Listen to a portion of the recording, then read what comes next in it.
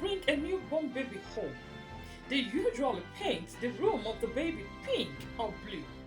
They do this out of the joy for the arrival of the newborn baby.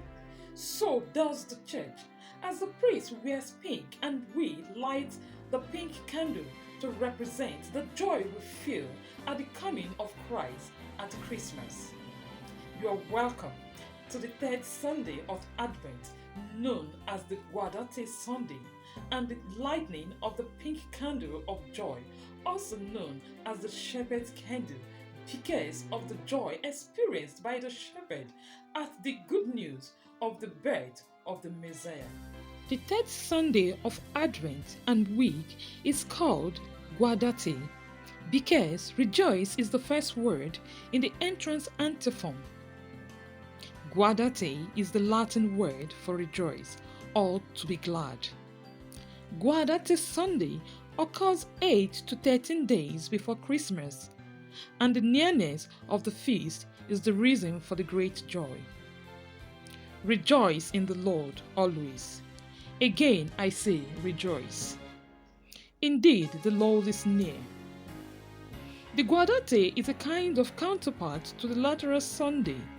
It provides a similar break about midway through a season which is otherwise of penitential character, and signifies the nearness of the Lord's coming.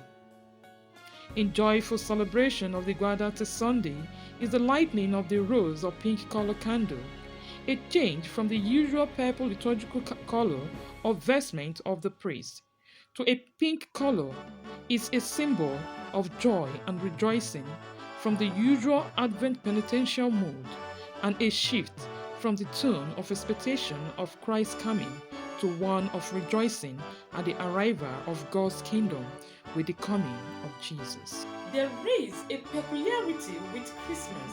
It is a season of joy, and it brings joy. This joy is what we are called to celebrate today. This joy is heightened because He was born to save us from our sin. One of the universal desires of human condition is to be happy. And happiness is something that can change from day to day depending on our emotions and the circumstances of our lives. While joy is different because it comes from God. For a Christian, it is possible to live with lasting joy even in the most difficult moment of our lives, because joy is the fruit of the love of God in our lives. It comes from knowing that we are loved by God and that we are saved by Him and are being in relationship with Him. Knowing that nothing, sickness, failure, emotional distress, oppression, hunger, war, or even death can take that love away. When we embrace this joy, then we can live out this joy in charity. Henry Newman, in his book Here and Now, says that joy is not the same as happiness. We can be unhappy about many things, but joy can still be there because it comes from the knowledge of God's love for us. We are encouraged to remain in joy, says Pope Francis in one of his Angelus address for Gaudete Sunday. He encouraged us to remain joyful even when things do not go according to our desires.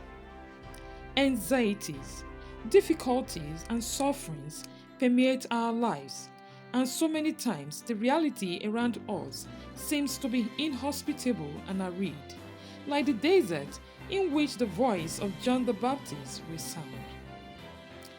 However, when we abandon God and think to serve Him is irrelevant, then it only leads to sorrow and pain. To be joyful is a choice we make by remaining in the loving embrace of God's love. Instead of being worried about our problems and the bad situation of the country facing us at the present moment, we should rather think of all the good things life has offered us through God. No matter how bad life is to us now, Christ came to give us life full of joy. I have come that they may have life and have it to the full. These things I have spoken to you, that my joy may be in you and that your joy may be full.